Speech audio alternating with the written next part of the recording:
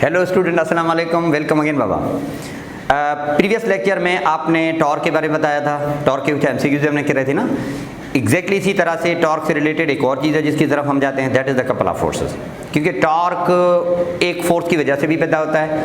Torque can also be produced by couple of force. तो थोड़ा इसको समझेंगे ना। अच्छा, कपल ऑफ फोर्स का मतलब है क्या, थोड़ा पहले यहाँ पे समझ लें, उसके बाद आगे बात करेंगे। अच्छा, मिसाल की तौर पे हम कहते हैं कि भाई एक रॉड है, that is of length L is the length of this rod, और जो कि इस तरह से मिडिल में इस तरह से फिक्स है। ओके, व्हाट वी डू, हम यहाँ पे एक फोर्स लगाते हैं। The force applied over here of magnitude F, यहाँ पे आपने लगा दिया। अच्छा, इक्वल मैग्नीट्यूड अपोजिट डायरेक्शन का एक और आप फोर्स लगा दें, पर वो आपने किसी और जगह पे या दूसरे एंड पे इस तरह से लगाना है। तो पता है क्या होगा, ये दोनों के दोनों मैग्नीट्यूड के हिसाब से वही एक है ना, क्योंकि जो मैग्नीट्यूड इसका होगा एग्जैक्टली इसका भी वही होगा। अच्छा, डायरेक्शन पॉइंट ऑफ व्यू के हिसाब से भी मुख्तलिफ हैं, अपोजिट हैं, एक इस तरफ है दूसरा ऐसे है। और जो अहम है वो ये कि लाइन ऑफ एक्शन दोनों का मुख्तलिफ है। मतलब ये the line of action for this one is along this, और इसका जो लाइन ऑफ एक्शन है ना वो कुछ इस तरह से ऐसे है। अच्छा, तो पता है क्या होगा, ये दोनों आपस में कैंसिल नहीं होंगे, क्योंकि कैंसिलेशन कब होती है। मिसाल की तौर पे एक ब्लॉक है, आपने 10 न्यूटन फोर्स यहाँ पे लगा दिया और 10 न्यूटन फोर्स यहाँ पे लगा दिया। The forces are equal in magnitude, the forces are opposite in direction. तो क्या आप इनको कपल कह सकेंगे या कहेंगे कि नहीं? नहीं, ये कपल नहीं है, क्योंकि the line of action is common. या जिस लाइन पे लगा रहे हैं आप फोर्स, ये दोनों आप सिंपली कह सकते हैं एक ही लाइन ऑफ एक्शन है, तो इनका कोई भी कपल से ताल्लुक नहीं है। बट इनफैक्ट यू कैन से ये दोनों आपस में कैंसिल होंगे। Sum of these forces would be zero, ये दूसरे को कैंसिल करेंगे सिंपली, तो नेट फोर्स जीरो होगा। कपल ऑफ फोर्स का नेट फोर्स कभी भी जीरो नहीं होता। कपल ऑफ फोर्स कभी कैंसिल नहीं होते, या कपल ऑफ फोर्स को अभी कभी भी इसी तरह से आप कह देंगे भाई कैंसिल होंगे, इस तरह कुछ भी नहीं होता। भला होगा क्या, थोड़ा देख लेते हैं। यहाँ पे आपने फोर्स लगाया ना, इस तरफ भी फोर्स लगाया ना, तो यू नो क्या हो जाना चाहिए। थोड़ा मैं चेक करता हूँ, ठीक है, लिसन यार। यहाँ पे मैंने फोर्स ऐसे लगाया और इस जगह पे कुछ इस तरह से। तो can you tell me what can be the net possibility here? The net possibility is all about, we can say turning effect. उसीलिए हम कह सकते हैं कि टर्निंग इफेक्ट पैदा होगा, and turning effect of force is called as torque. तो torque क्यों पैदा हो जाएगा? ओके, तो उसका मतलब ये हुआ कि टर्निंग इफेक्ट ऑफ फोर्स यहाँ पे पैदा होगा, और ये जो रॉड है वो इस तरह से आप कह सकते हैं कि रोटेट करेगी या घूमेगी। ठीक है, ये कपल नहीं है मेरा, but this can be couple.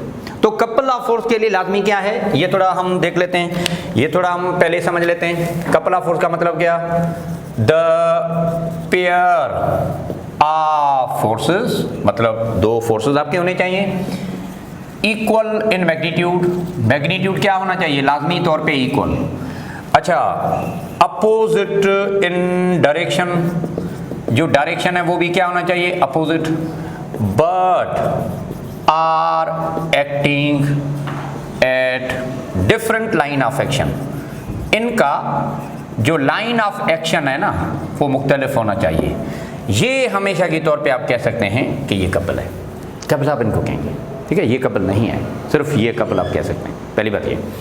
अच्छा, इनका जो वेक्टर सम है ना वो नॉन जीरो होगा। The vector sum of couple is non zero या इज नॉट जीरो, ठीक है, पहली बात ये। अच्छा, दूसरी बात ये कि the couple of forces produces torque, ये टॉर्क पैदा करते हैं, ठीक है। Torque is the turning effect of force, तो ये कपल ऑफ फोर्स आप सिंपली कह सकते हैं कि टॉर्क पैदा कर सकेंगे। अच्छा, पहली बात ये। दूसरी बात जो एम है उसमें हम इसको भी थोड़ा देखना चाहेंगे, थोड़ा आप इस चीज़ को भी समझ लें जो कि मैं यहाँ पे बना के समझाता हूँ, थोड़ा देख लें इधर। ओके, लिसन, मिसाल की तौर पे यही जो फोर्स है ना, इसके बारे में थोड़ा बात हो जाए दोबारा से। लिसन बेटा, मैंने क्या करना, यहाँ पे मैंने 10 न्यूटन का फोर्स लगा दिया, एग्जैक्टली इसी तरह से यहाँ पे भी आपने फोर्स लगाया। तो क्या ये कपल है? बिल्कुल है। क्यों? कैसे पता चला? क्योंकि लाइन ऑफ एक्शन दोनों का मुख्तलिफ है, अपोजिट डायरेक्शन है और ये कपल ऑफ फोर्स इस तरह से होंगे। चलो ठीक है, करना मैं ये चाहता हूँ, मैं इस पेयर को कैंसिल करना चाहता हूँ, खत्म करना चाहता हूँ। चाहते हैं कि कपल या टॉर्क या मोमेंट पैदा ही ना हो। तो थोड़ा देख लेते हैं। मैंने क्या किया, यहाँ पे एक और फोर्स लगा दिया 10 न्यूटन, ठीक है। अच्छा अब पता क्या होगा, ये 10 वाला 10 के साथ कैंसिल हो जाएगा ना, पर ये वाला 10 तो अभी मौजूद है ना। ये जो 10 है it may produce turning effect, ये तो पैदा कर सकता है। इसका मतलब यूं हुआ कि कपल को आप अकेले एक फोर्स के साथ रिप्लेस नहीं कर सकते। Couple of force can not be replaced by single force. हाँ, कैंसिल ही करने का शौक है ना, तो इसको अलग से कैंसिल किया आपने 10 न्यूटन लगा के, आप इसको अलग से फोर्स लगा के कैंसिल करें। नाउ यू कैन से कैंसिल ईच अदर। तो उसका मतलब यूं होना कि पहले वाला जो कपल है ना उसको आपने कैंसिल कैसे करना, by introducing N other anti couple. आपने एंटी कपल प्रोड्यूस करना होगा या एंटी कपल आपने लगाना होगा, तो जाके आप सिंपली कह सकते हैं कि प्रीवियस वाला कपल आप कैंसिल कर सकते हैं। But do remember that 10 and 10 can not be cancel with individual 10। उसका मतलब ये होना कि couple of force can not be replaced by single force. Couple of force को एक फोर्स के साथ आप रिप्लेस नहीं कर सकते, ये बात आप ध्यान में रख लें। अच्छा हाँ, ये अलग बात है कि it can be replaced by anti couple. आप एक और कपल इंट्रोड्यूस करा के कर सकते हैं, बाकी सिंगल फोर्स के साथ इसकी रिप्लेसमेंट नहीं हो सकती, ये बात आप ध्यान में रख लें, ठीक है। तो ये चंद बातें इसमें। अब एक और बात थोड़ा यहाँ पे देखने का, इधर देखें। अच्छा एक कपल है जो मैंने यहाँ पे लगा दिया ना ऐसे, चलो ठीक है। एक और एग्जांपल, ये वाला रॉड है ना। अच्छा अभी मैंने जो फोर्स लगाया है ना वो कुछ इस तरह से ऐसे लगाया यहाँ पे, ठीक है। अभी एक और बात, एक चीज़ और, मैंने जो फोर्स लगाया है कपल पैदा करने के लिए वो यहाँ कहाँ लगाया। अब मुझे बता दें कि इन तीनों में से कौन सा कपल कहलाएगा, पहला वाला या दूसरा वाला या तीसरा वाला, कौन सा कहलाएगा। इवन एक और बात, ठीक है, एक और मैंने फोर्स लगा दिया यहाँ पे, ठीक है, और दूसरा वाला जो फोर्स है वो यहाँ पे लगाया कुछ इस तरह से कि ये वाला डिस्प्लेसमेंट आपका ऐसे समझ लें R1 है और ये वाला जो डिस्प्लेसमेंट आपका R2 है। अच्छा इन तीनों केसेस में R1 और R2 इक्वल हैं, देखें ज़रा, जो ये वाला डिस्प्लेसमेंट है वो यही है, पर यहाँ पे क्या है कि R2 वाला जो है इसका जो मोमेंट आर्म है यहाँ पे ना वो एग्जैक्टली इसके हिसाब से थोड़ा बहुत बड़ा है, मुख्तलिफ है। तो चारों में से कौन से कपल हो सकते हैं, पहला वाला जहाँ पे आपने एंड पे फोर्स लगाना लाजमी होता है, क्या ऐसा होता है, या आप भले कहीं पे भी लगाएं इक्वल डिस्टेंस पे लगाएं, ये तीनों कपल हो सकते हैं, ये नहीं हो सकता है, ऐसे होगा, या भले आप कैसे भी फोर्स लगा दें, डज नॉट मैटर, मोमेंटम बड़ा छोटा भले हो, इंपॉर्टेंट जो है ना वो है line of action. Line of action मुख्तलिफ होना चाहिए। तो क्या ये चारों कपल है या पहले 3 कपल है या पहला वाला कपल है, can you please tell me कौन सा बनेगा बेटा। तो देखिए ये सारे के सारे कपल हैं। इसका मतलब यूं हुआ कि couple of force is independent of choice of origin. आप कौन सी चॉइस लेते हो, मतलब कहाँ पे फोर्स लगाना चाह रहे हो, आप कोने में लगाना चाह रहे हैं लाइक 1, आप बीच में कहीं जगह पे लगाना चाह रहे हैं लाइक 2, और यहाँ कहाँ लगाना चाह रहे हैं 3, या फिर एक को साइड पे लगा दें, दूसरा वाला उसके बराबर में फलक्रम के पोजीशन के बराबर में लगा दें। देखिए आपकी मर्जी है, करना क्या है, लाइन ऑफ एक्शन मुख्तलिफ, और क्या करना है, टर्निंग इफेक्ट पैदा हो, और क्या करना है, वेक्टर सम नॉट जीरो होने चाहिए। अब ये सारी बातें अगर इस तरह से है ना तो do remember they all are said to be couple, ये सारे के सारे कपल हैं। तो इसका मतलब यूं हुआ, इन एग्जाम्पल को देख के बेटा ये पता चला कि जो कपल ऑफ फोर्स है ना, द कपल ऑफ फोर्सेस, मतलब जो आपने इस तरह से बात की दैट इज इंडिपेंडेंट, ये डिपेंड नहीं करता of your choice of origin. आपके यहाँ जो चॉइस ऑफ ओरिजिन है ना उस पर डिपेंड नहीं करता, आपकी मर्जी, चाहे साइडों पे लगा दें, चाहे आप मिडिल में लगा दें या कम और ज़्यादा लगा दें, कुछ भी करें। अच्छा, तो फिर जो टॉर्क पैदा होगा ना वो हम किस तरह से लिखते हैं? क्या करता है बेटा कपल, क्या करता है? टॉर्क पैदा करता है ना। Okay, what would be the torque produce due to couple, या कपल की वजह से जो टॉर्क पैदा होगा वो कैसे होगा, किस तरह से होगा, थोड़ा उसमें बात हो जाए। तो देखिए जरा, जो टॉर्क पैदा होगा, torque produced due to couple, couple की वजह से जो टॉर्क पैदा होगा वो इस तरह से होगा। देखें जरा, that would be equal to R2 minus R1 multiply by F। हमेशा की तौर पे जो कपल का टॉर्क पैदा होता है ना वो ऐसे होगा, ठीक है ना। अच्छा, आप यूं भी कह सकते हैं बेटा, दोबारा से मैं समझा दूं, लाजमी नहीं है। देखें इधर, मैं दोबारा से ये समझा देता हूं, बोला लाजमी नहीं है कि आपने साइडों पे फोर्स लगा दिए ऐसे। मिसाल की तौर पे ये पोजीशन R1 है, ये पोजीशन R2, तो जो डिस्प्लेसमेंट हम लेंगे ना वो इन दो पोजीशन के बीच में लेंगे। According to simple concept of torque, जो डिस्प्लेसमेंट हम लेते हैं ना वो हम दो पोजीशन के बीच में लेंगे ऐसे। चलो ठीक है, एक बात और, अगर आपने जो फोर्स लगा दिए हैं वो फलक्रम पोजीशन से इक्वल डिस्टेंस पे नहीं लगाए, यहाँ पे फोर्स आपने ये वाला लगा दिया एट पोजीशन R1, और जो दूसरा वाला फोर्स है आपने इधर ऐसे लगा दिया, लेकिन ये डिस्प्लेसमेंट एक अलग है R2, तो मैंने अभी आपको बता दिया कि ये भी कपल होगा, क्योंकि हम जो देखना चाहते हैं ना वो है कि दो पोजीशन के बीच में सेपरेशन होना लाजमी है।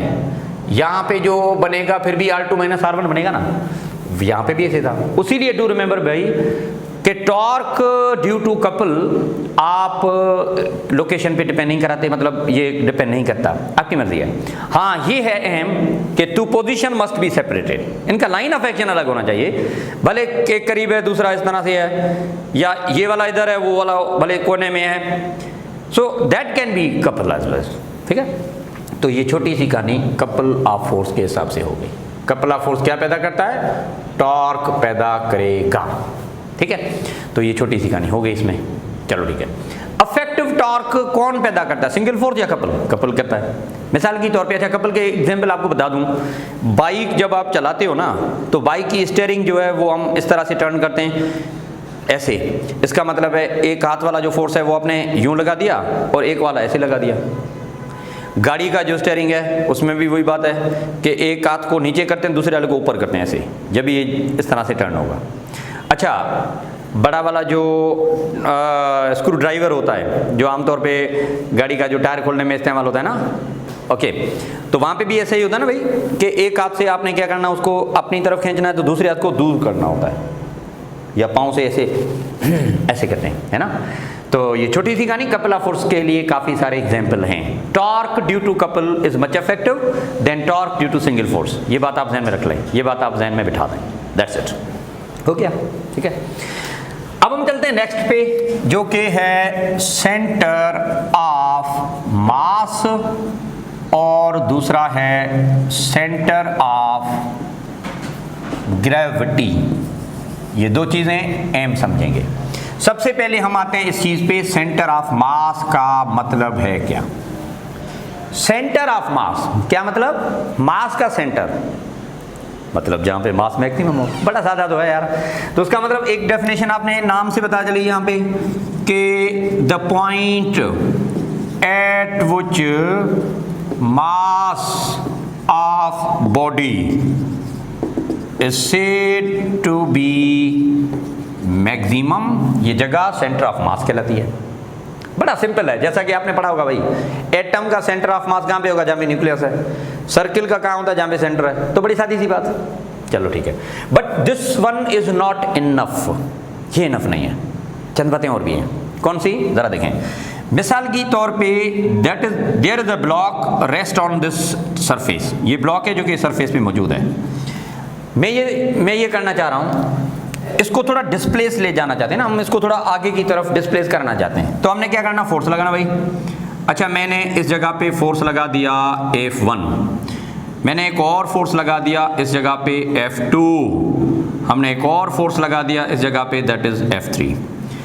यार बता दें इसमें कि कौन सा वाला फोर्स है जो बॉडी को ज्यादा एक्सेलरेट कर सकता है, या इन तीनों में से अगर F1 भी लगाया, F2 भी लगाया, F3, कौन सा वाला फोर्स है जो बॉडी में ज्यादा एक्सेलरेशन प्रोड्यूस कर सकता है, या दूसरी माने में कौन सा वो फोर्स है जो बॉडी को ज्यादा डिस्प्लेस कर सकता है, बॉडी को ज्यादा एक्सेलरेट कर सकता है। तो बड़ा सादा है, F2 has more effect to displace this body, F2 का असर ज्यादा होगा।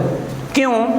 क्योंकि F2 वो फोर्स है जो बॉडी के सेंटर ऑफ मास या उसके करीब से गुजर रहा है, या उसके करीब से पास हो रहा है। In comparison with F1 and F3, ये सेंटर ऑफ मास वाली जगह से पास हो रहा है। तो इसका मतलब ये हुआ कि सेंटर ऑफ मास वो जगह है जहां पे या जिस लाइन पे अफेक्ट ऑफ अप्लाइड फोर्स कुछ ज्यादा होता है, या अफेक्ट ऑफ अप्लाइड फोर्स जहां पे मैक्सिमम होता है, वो जगह सेंटर ऑफ मास कही जा सकती है। तो do remember in this way कि the point at which effect of applied force is maximum, ये जगह आप सिंपली कह सकते हैं सेंटर ऑफ मास है। F2 is all about, we can say centre of mass. बात खत्म। चलें एक बात और हो जाए, तीसरा एग्जाम्पल इसी तरह से ना, तीसरा वाला ये समझना बड़ा लाजमी होगा। थोड़ा देखें, मिसाल की तौर पे एक डिस्क है, ये समझ लें एक डिस्क है। अच्छा, एक डिस्क के ऊपर मैंने चंद पॉइंट बना दी, मैंने कुछ पार्टिकल की पोजीशन बता दी, पोजीशन और पॉइंट A O, ये A है ये B, चलो ठीक है। अच्छा, करना आपने ये है, you need to rotate this disc, आप इसको गोल घुमा दें ऐसे। अच्छा, तो पता है पार्टिकल की मोशन को ध्यान में देखना पड़ेगा। क्या O कैसे मूव करेगा, मतलब ये जब सारा मास स्पिन होगा तो ये O क्या करेगा, O उसी जगह पे स्पिन होगा, मतलब O की मोशन क्या होगी, O की मोशन स्पिन होगी, है ना। अच्छा वाला A क्या करेगा, A ऐसे रोटेट करेगा। क्या मतलब, जब सारा मास इस तरह से स्पिन करेगा, O वाली जो पोजीशन है वो इस तरह से मूव करेगी ना। दूसरे मायने में आप कह सकते हैं कि O जो पार्टिकल है वो किसी और के सराउंडिंग में घूम रहा है, और जब बॉडी किसी और के सराउंडिंग में घूम रही होती है तो हम उसको कहते हैं ऑर्बिटल मोशन। तो in other words you can से जो पोजीशन O है वो ऑर्बिटल मोशन में या किसी और के सराउंडिंग में ऐसे घूम करेगी। अच्छा वाला B का क्या सीन है, वही सीन है भाई, B आपका O के सराउंडिंग में घूम रहा है, तो इसका मतलब B position B orbital motion में होगी।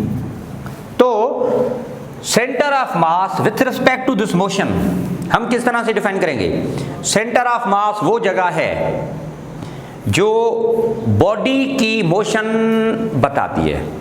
डिस्क की मोशन कौन बताता है, पार्टिकल पॉइंट O बताता है। तो पार्टिकल और पॉइंट O क्या है, सेंटर ऑफ मास है। क्यों, हमें किस पार्टिकल को देख के अंदाजा होगा कि भाई इस डिस्क की मोशन वो है, हम इस पार्टिकल O को देख के बता सकते हैं। इसका मतलब ये कि द पोजीशन और the point which move in the same way as that of entire mass, उसी तरह से घूम रही हो जिसी तरह से या जिस अंदाज में आपका सारा का सारा मास घूम रहा है यहाँ पे, या इस तरह से मास आप मूव करा रहे हैं, तो ये पोजीशन आप सिंपली कह सकते हैं सेंटर ऑफ मास है सिंपली। तो यूं सेंटर ऑफ मास की डेफिनेशन इस तरह से भी हो सकती है, क्या, the point which move in the same way as that of entire mass, जो पूरे मास के मुताबिक घूम रही हो, ये जगह सेंटर ऑफ मास है। अच्छा, यहां पे ये वाला एग्जांपल समझ लें। अच्छा, ये जब ये ब्लॉक डिस्प्लेस होगा ना, तो इत्तेफाक से यहाँ पे तो हर जगह इस तरह से डिस्प्लेस हो रही है, तो हर जगह सेंटर ऑफ मास थोड़ी है। तो हम क्या करेंगे, यहाँ पे फोर्स की कहानी इस्तेमाल करेंगे। अच्छा, इस जगह पे क्या होगा, अगर आप डिस्क को घुमाते हैं तो you need to follow the position which move in the same way as that of entire mass. तो this is all about we can say position O particle O point O, ठीक है।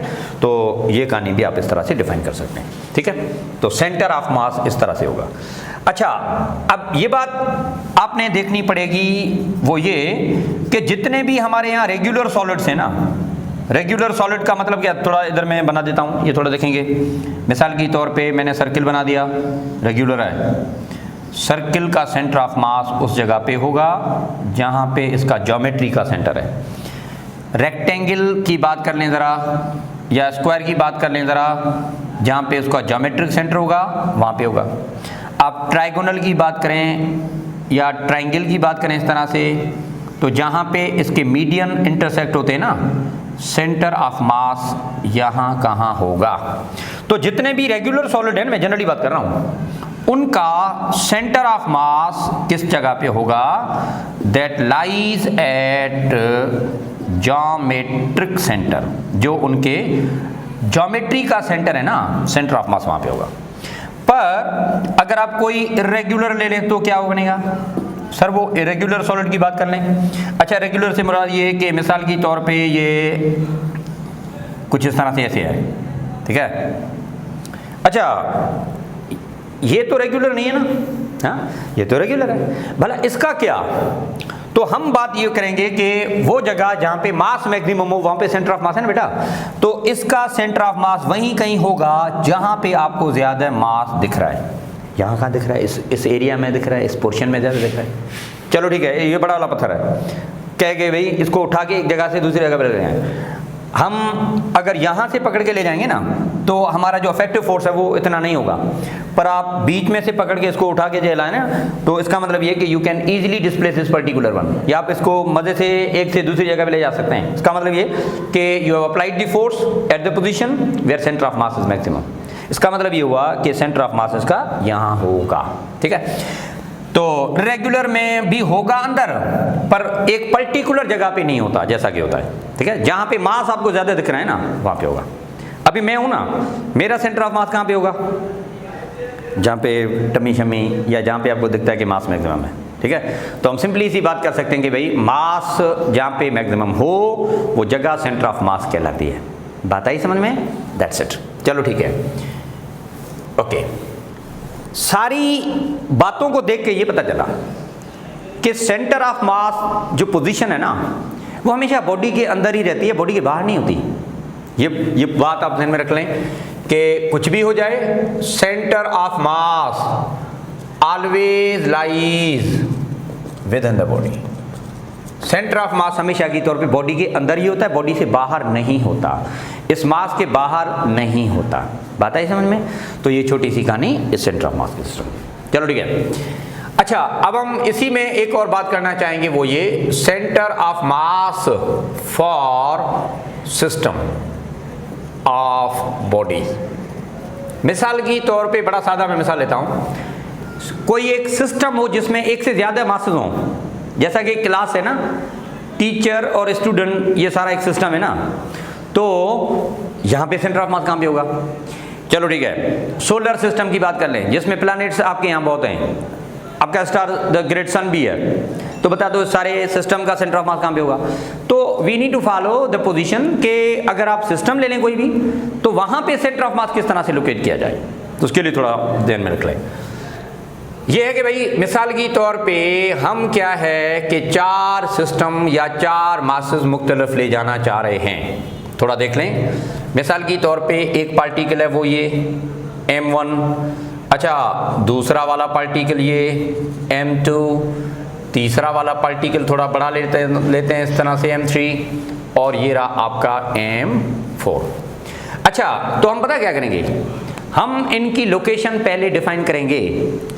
किस जगह से, एक रेफरेंस पॉइंट की जगह से।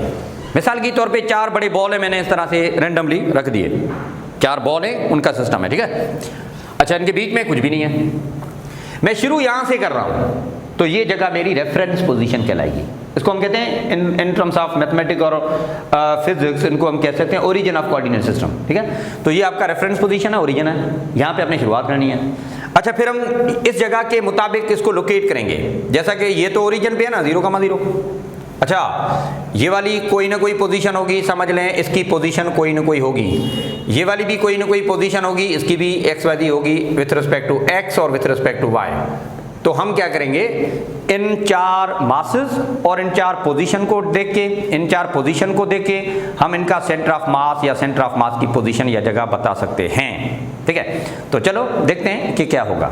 ओके लिसन, सेंटर ऑफ मास आपको दिखता है कि सर ये तो आपने इस तरह से रेक्टेंगल में रख दिए, तो पक्का कुछ ऐसा ही होना चाहिए कि भाई इनका जो सेंटर ऑफ मास है यहाँ कहाँ होना चाहिए। कैसा होगा, थोड़ी देर पहले जो मैंने बता दिया कि स्क्वायर या रेक्टेंगल का जहाँ पे डायगोनल इंटरसेक्ट होते हैं वहाँ पे होता है, तो सर यहाँ पे भी कुछ ऐसा होगा क्या? नहीं, यहाँ कुछ ऐसा नहीं होगा, यहाँ कैलकुलेट करना पड़ेगा।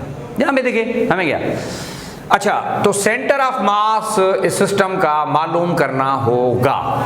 कैसे मालूम करना होगा, कौन से फार्मूला लगेंगे? तो जरा देखें, X coordinate of this position is equal to sum of all the masses and X divided by sum of all masses, ये होगा। ठीक है, अच्छा y वाली पोजीशन किस तरह से मालूम करेंगे, उसके लिए हो जाए इसी तरह से y वाली position y is equal to sum of all masses yi divided by sum of all masses. अब इसका मतलब क्या है, मैं थोड़ा समझाऊंगा इसको, थोड़ा मतलब पॉइंट ऑफ व्यू के हिसाब से हम थोड़ा देखना चाहते हैं कि इसका सेंटर ऑफ मास किस तरह से जनरेट या पैदा होगा। पहले हम थोड़ा चेक करना चाहते हैं विथ रिस्पेक्ट टू x। बाबा मैंने जब ये लिखा है ना MIXI, इसका मतलब क्या है, अगर मास 1 है तो उसका कोऑर्डिनेट 1, मतलब M1x1। सम आपने लिखा है समीशन, सम ऑफ ऑल, मतलब ऐड करते जाओ, दूसरा वाला मास और उसकी अपनी पोजीशन x2, तीसरा वाला मास और उसकी अपनी पोजीशन 3, चौथा वाला मास और उसकी अपनी पोजीशन, डिवाइडेड बाय जितने भी मासेस हैं ना उन सब के समीशन आपने लिखे, M1 plus M2 M3 plus M4, ये लिखा आपने। अब कोई डमी शमी वैल्यू लेते हैं, ठीक है, थोड़ा आसानी हो जाए ना आपके लिए। मिसाल के तौर पे भाई M1 जो मास है ये है 1 किलो, ये वाला मास है 3 किलो, ये वाला मास है 6 किलोग्राम और ये वाला मास है 2 किलो। ऐसे ही रैंडमली मैंने एक वैल्यू ले ली ना। अच्छा, कोऑर्डिनेट सिस्टम के हिसाब से अगर बात करें तो ये पोजीशन 1, ये 2, ये 3, ये जगह 4 है मिसाल के तौर पे। यूं y के हिसाब से ये 1 है, 2 है, 3 है, ये 4 है और ये समझ लें 5 है।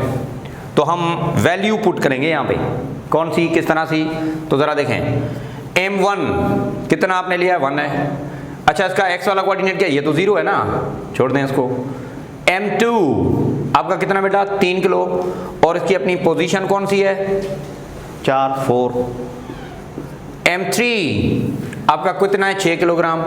ये x एक्सिस के हिसाब से कितना है, x एक्सिस के हिसाब से ये 4 है ना, 4 के ऊपर है। चलो ठीक हो गया, मल्टीप्लाई y अपना जो y एक्सिस पे M4 कितना है, 5 किलो, पर उसका x कोऑर्डिनेट 0 होगा क्योंकि any body lying along y will have 0 x coordinate, so ये 0। चलो ठीक है, sum of all the masses 1, 3, 6 and 2। So you need to solve this one।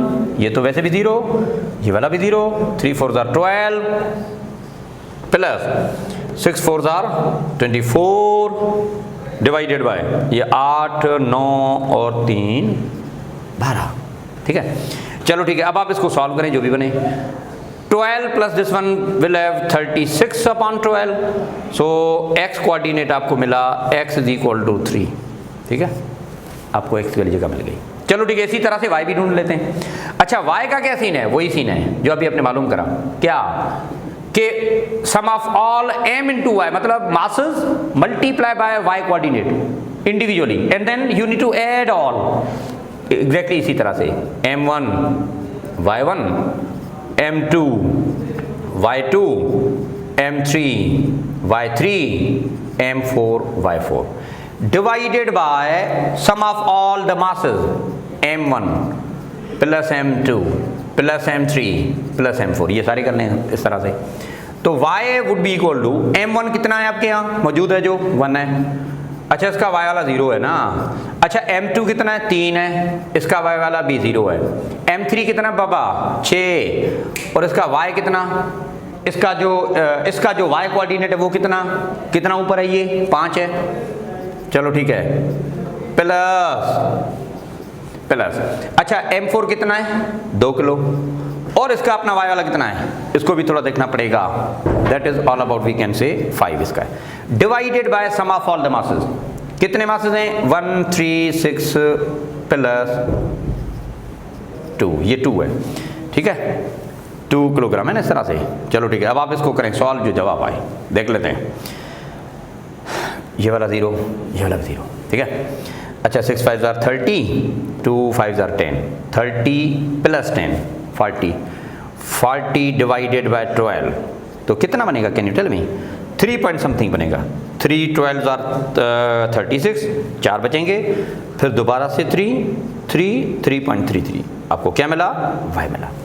इसका मतलब ये हुआ कि सेंटर ऑफ मास हमने ढूंढ लिया, उसमें x आपका 3 है, y आपका 3.33। चलो ठीक है, इसको लोकेट करना चाहते हैं ज़रा। अच्छा x कोऑर्डिनेट कितना 3 है, 1 2 3 यहाँ पे, y ऊपर कितना जाना है आपने 3 पॉइंट समथिंग, मतलब 3 के थोड़ा ऊपर यहाँ का ना, मिसाल के तौर पे इधर बनेगा कहीं। सेंटर ऑफ मास जब हमने ढूंढा, जब हमने मालूम किया, तो हमें सेंटर ऑफ मास यहाँ कहाँ मिला, इस जगह पे मिला, इस जगह पे आया। इसका मतलब हम जो थोड़ी देर पहले कह रहे थे क्या, कि ये सिस्टम आपने एक रेक्टेंगुलर शेप में रखा तो डायगोनल इंटरसेक्शन पे होना चाहिए ना, पर जब हमने कैलकुलेट किया तो पता चला कि ये डायगोनल इंटरसेक्शन पे नहीं है, किसी और जगह पे है। ऐसा क्यों, क्योंकि सेंटर ऑफ मास की डेफिनेशन है कि the position where mass is said to be maximum, जिस जगह पे या जिस डायरेक्शन में या जिस अप्रोच पे ज्यादा मास होगा ना, सेंटर ऑफ मास उस जगह पे होगा। अब मुझे आप ही बता दें, M1 M2 M3 M4 तीनों में से बड़ा मास कौन सा है, ये वाला है, तो सेंटर ऑफ मास उसके अप्रोच करेगा या it will tends to that particular, क्योंकि ये वो पोजीशन है जहां पे आपने ओवरऑल या मास आपने कुछ ज्यादा ही रखा है। तो उसका मतलब ये बना कि सेंटर ऑफ मास उस जगह पे होगा, जब आप सिस्टम ऑफ बॉडीज रखेंगे ना, सेंटर ऑफ मास उसके करीब होगा जहां पे आपने कंप्लीट मास कुछ ज्यादा रखा, ठीक है। तो ये छोटी सी कहानी सेंटर ऑफ मास की हो गई। Centre of mass solar system का कहां होगा, नियर सन होगा, क्योंकि बाकी वाले नेग्लेजिबल थोड़ी हैं। हाँ, अगर बाकी वाले नेग्लेजिबल हैं तो फिर हम ज्योमेट्रिकल शेप में जो कहते हैं ना, जहाँ पे डायगोनल इंटरसेक्शन की बात करें इस तरह से। चलो एक बात और इसमें, एक मिनट इधर, अगर सर हमने चारों मासेस बराबर रख दिए होते तो 1 kilogram 1 and 1, yes, then you can say diagonal intersection पे होगा। अगर ये बड़ा वाला होता 6 है, ये ग्राम में होते, कुछ इस तरह से नेग्लेजिबल मासेस होते तो ये थोड़ा और करीब होता, इसके करीब होता, क्योंकि with respect to other this is a bit heavier. तो मास जहां पे मैक्सिमम होगा, सेंटर ऑफ मास उसकी अप्रोच करेगा, ठीक है। तो चंद बातें आपने डिस्कस की। इसी तरह से एक और टर्म है, उसकी भी कैलकुलेशन हम करेंगे, जो कि है सेंटर ऑफ ग्रेविटी। तो पहले आप थोड़ा उसको देख लें, हम सेंटर ऑफ ग्रेविटी पे भी आते हैं। थैंक यू बेटा, जल्दी करें।